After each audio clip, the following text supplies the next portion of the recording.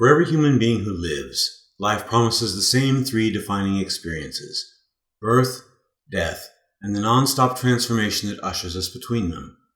That which we call growth is by any other name a process of constant change. But growth is not the only form of change. After all, decay is also steady change. In a universe of non-stop change, you're either growing or dying. There is no standing still in life. Moment by moment, the unstoppable flow of unfolding events changes us, sometimes in ways so subtle they go unnoticed, and sometimes in ways so stark we fear they'll shatter us entirely. But there's no evading the ways life changes us. All we can do and all we can choose is how we respond to change when it comes, how to learn from it as best we can, and how to seek ways to benefit from it. We can use the entire experience to ensure that when the challenges ahead become the history behind, that we have become a better human being along the way. Every experience can be a lesson if we look for it, drawing from it what we need to grow. The promise that life brings us to one moment of change after another provides opportunities to evolve and mature. Those who believe in reincarnation rejoice in the conviction that even death is not the end of our growth, but merely a pause in which to consider lessons and plan a return for future learning. Some lessons, such as empathy, are most powerfully learned from the contrast of different lifetimes across stretches of history that collectively reveal how the experience of life differs based on the circumstances of each incarnation. Most of what I have seen or heard or read about reincarnation is predicated on an unspoken assumption that is so deeply rooted in our perception of linear time that we don't even think to notice it, much less question it.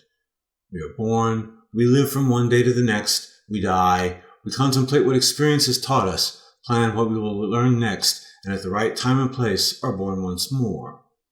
But what if time is not linear the way our common sense perceptions tempt us to believe? What if the crossroads we reach throughout our lives, and at which we choose among the possible directions we might take, produces more than one way to gain experience? How many times have you looked back at critical moments in your past, and having made a particular choice at that time, now wonder what might have changed had your choices been different? In this edition of the Temporal Reverie, I want to talk about something I realized not long ago about inconsistency in different areas of belief. When I took time to consider that wrinkle, what I found was a possible narrative that did much more than resolve inconsistency. What I found was a whole new potential for growth and evolution that profoundly enriched the process of reincarnation. But more than that, it also gave me a whole new way to imagine the relationship between my eternal, authentic self and any of the incarnations I used to be in the quest for experience and growth.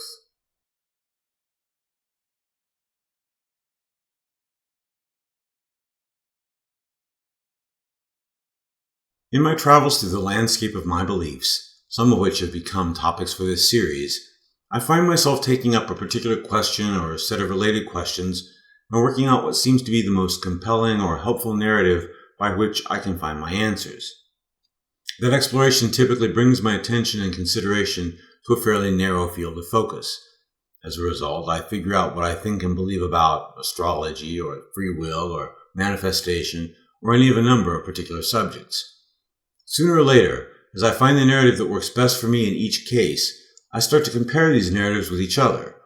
Since an important part of my journey is to seek out common threads and unifying themes, finding out that an aspect of one set of beliefs is in some way at odds with another set of beliefs gives me pause.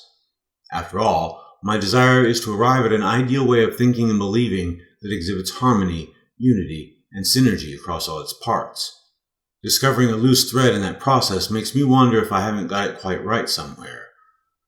This desire to iron out wrinkles when I find them is probably a tendency inspired by my affinity for the sciences. People who follow the development and debate over various scientific theories will tell you that the scientific method not only seeks to understand how the universe works, but will revise, reconsider, and even replace standing theories in favor of those that create a greater consistency across a wider domain of interest. Here's what I mean.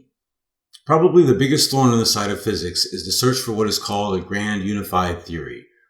Within physics, there are two great theories that are the main pillars of that science: relativity and quantum mechanics.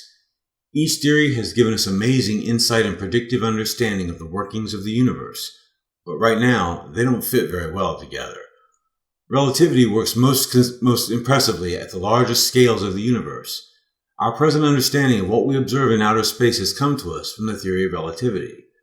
But relativity becomes utterly useless at the very smallest scales of the universe. In that case, quantum mechanics comes to our rescue, explaining matter and energy at their very smallest expressions. In fact, without quantum mechanics, a lot of our modern technology would not be possible, from the smartphone and the personal computer to the laser or atomic power. But if quantum mechanics becomes meaningless at the scale where relativity holds sway. So the hunt is on for a new narrative that will supersede both relativity and quantum mechanics. To put it a bit more precisely, we want one narrative within which relativity and quantum mechanics could be considered special cases. This same desire to find a more inclusive, all-encompassing narrative is what drives my own search for an inclusive metaphysical and spiritual narrative within which all of my various beliefs find a home and fit together. When I discover beliefs that don't fit well together, that causes me to re-examine those beliefs in hope of finding a better way of describing them that results in a better fit. In the process of seeking to understand the details of what I believe about reincarnation, I suddenly realized that aspects of those beliefs can run afoul of other things I also believe about the fundamental nature of physical reality. A disconnect came to my attention that bugged me to be resolved, becoming a puzzle of my own making that I could not leave unsolved.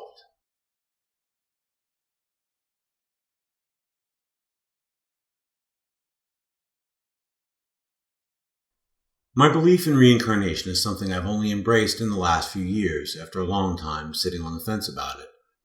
So it was in the process of thinking about reincarnation that I realized some of the details didn't quite mesh with some of my older beliefs.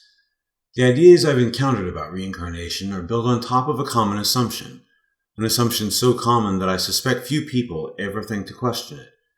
That assumption is that there is one and only one universe into which we live all of our incarnations.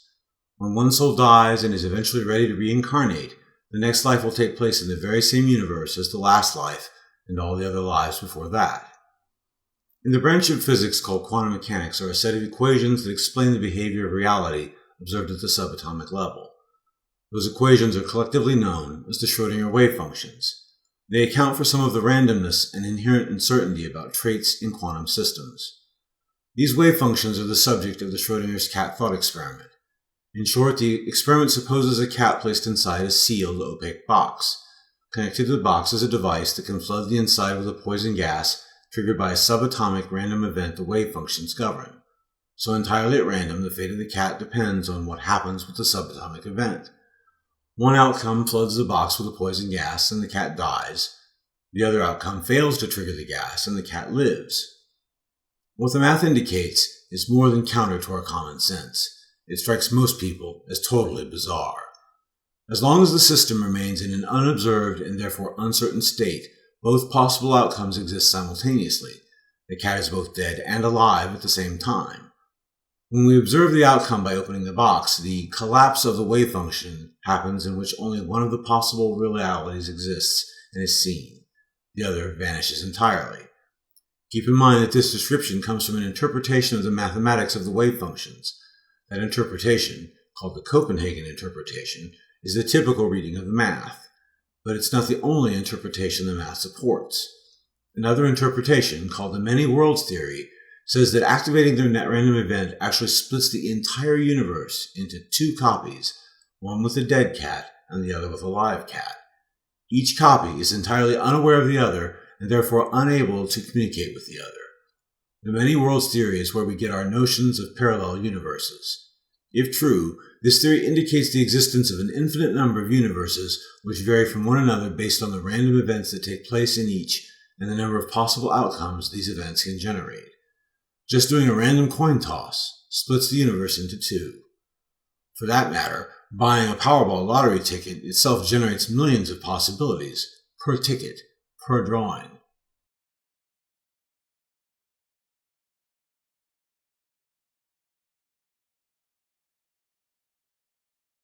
My belief in reincarnation assumes one universe to return to, while my belief in the many worlds theory assumes an infinite number of possible universes in which reincarnation can take place. Certainly the easiest way to resolve this difference in assumptions about the universe would be to walk away from the many worlds theory and embrace the Copenhagen interpretation.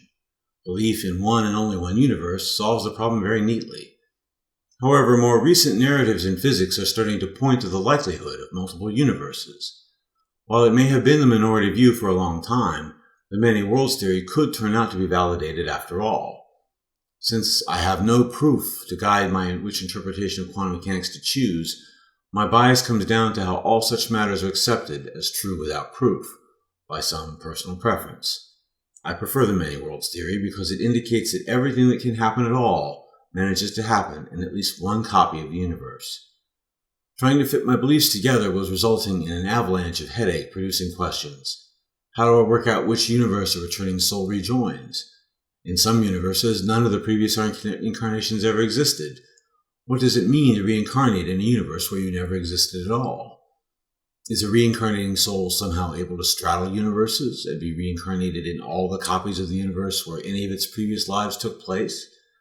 Does the soul split into copies just like the universe does, with one copy destined for each of the universes?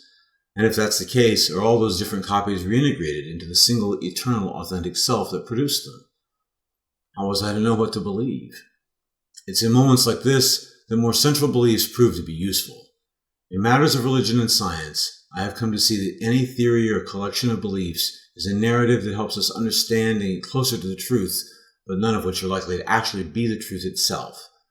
My belief in reincarnation cannot be proven, so I embrace it because its narrative describes a reality that is more emotionally comforting to me.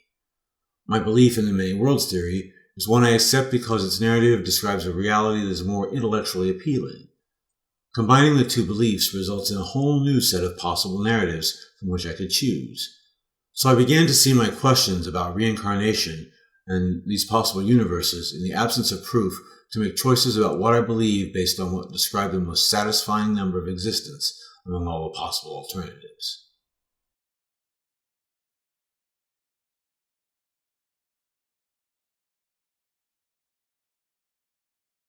To guide those choices, I reminded myself of what led me to embrace reincarnation in the first place.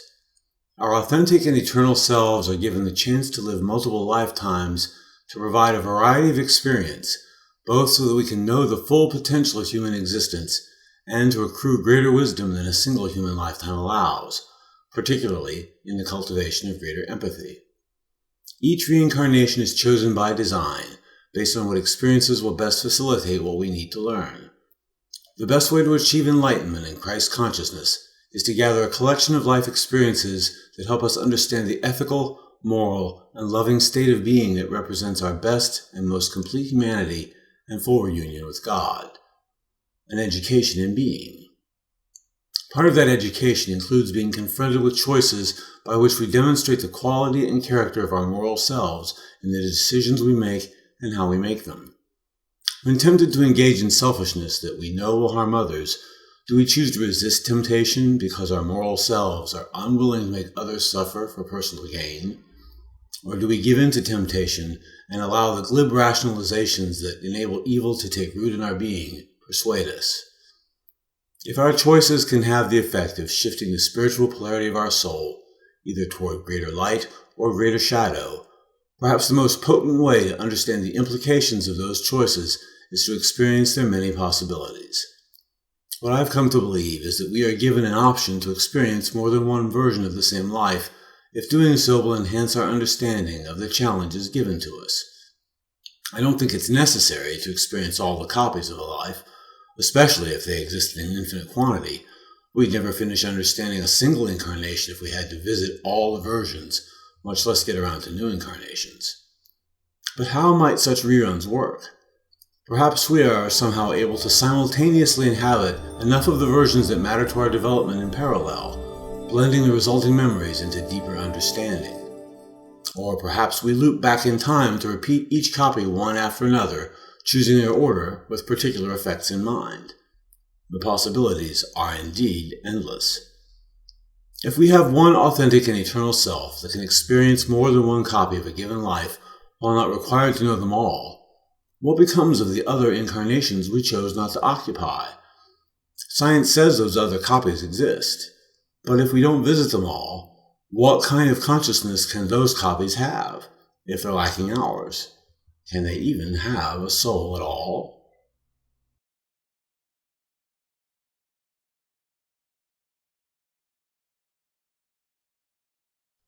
One of the benefits of the assumption that reincarnation brings a returning soul back to the one and only one universe is that it's easy to see each incarnation as uniquely your own.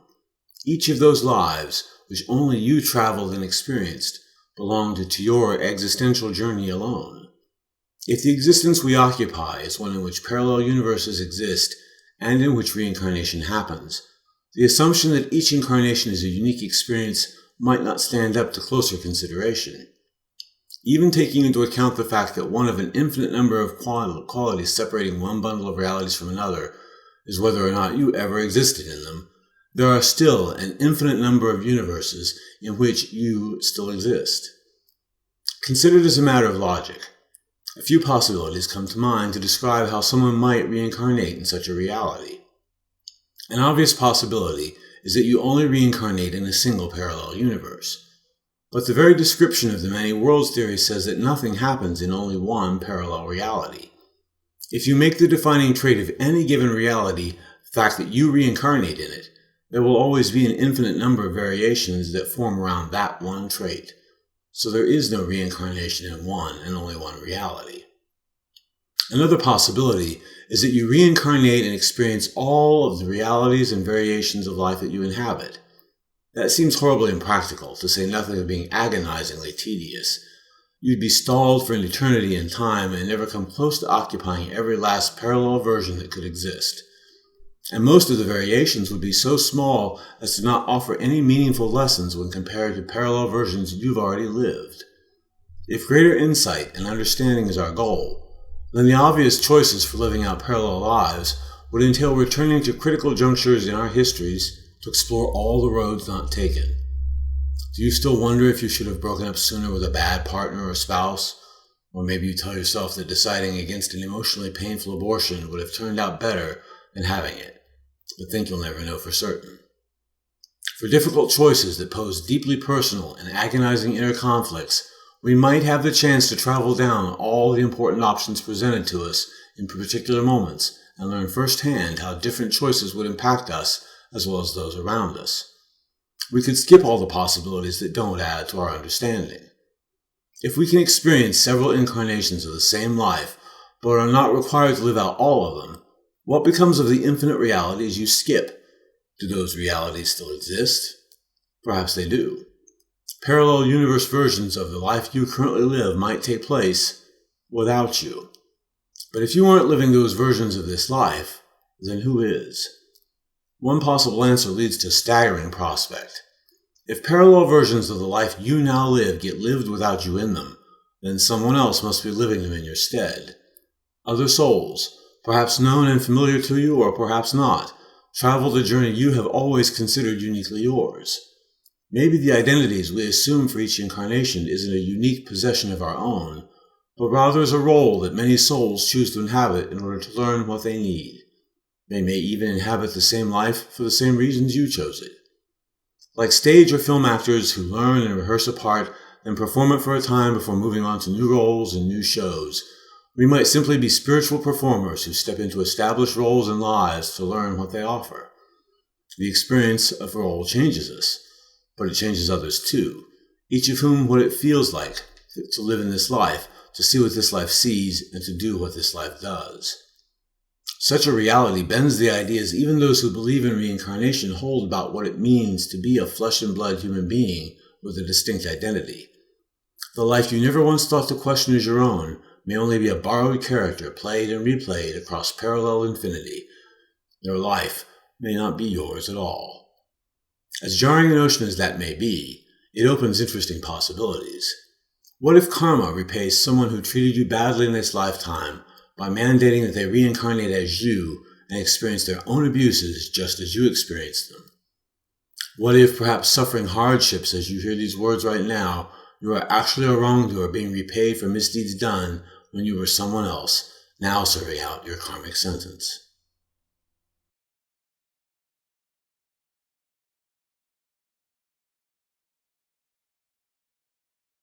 We may travel any of our prior reincarnations only once.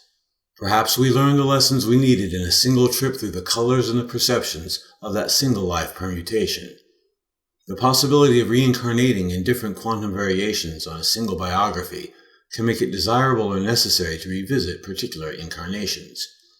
But even if we experience just a single version of an incarnation, that single recalled experience might be one that actually spans parallel universes all the same.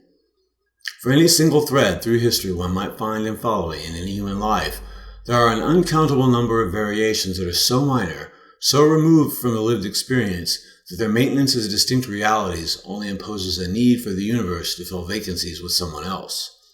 Could we be that someone else? In a universe of things that occupy space-time, the substance and matter of matter and energy are illusions arising from vibrating strings.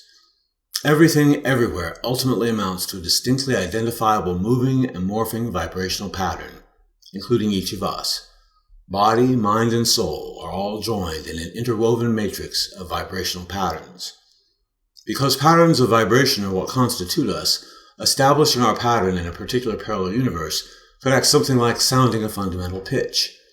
That fundamental frequency could generate vibrational echoes in parallel realities that are very close to the fundamental vibration. The pattern of our being could bleed across a span of closely adjacent parallel realities, occupying multiple universes that are so indistinguishable from one another that our experience of them blends into the memory of a single reality. Wouldn't it be interesting if such a clustering of nearby realities results in a superposition of states in our awareness? Such a superposition might cause our awareness to occasionally notice but be unable to explain random inconsistencies between our various superposition parallels. Sounds like a surreal explanation for déjà vu to me. Next time on the Temporal Reverie, I return to the topic of manifestation. One of the ways in which new ideas like quantum theory can influence and shape other branches of philosophy is through its lens of events that are decided by probability rather than absolute fiat. What does that notion of reality mean for the process of manifestation? Could it be that one reason why manifestation might not work is because the visions we imagine for the things we want to produce are so detailed as to make them improbable?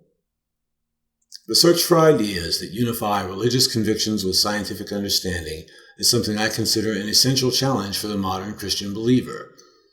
If God is the creator of the universe, and the universe which God created expresses itself in an infinite number of parallel realities, then ideas about how reincarnation might work has to take those conditions into account.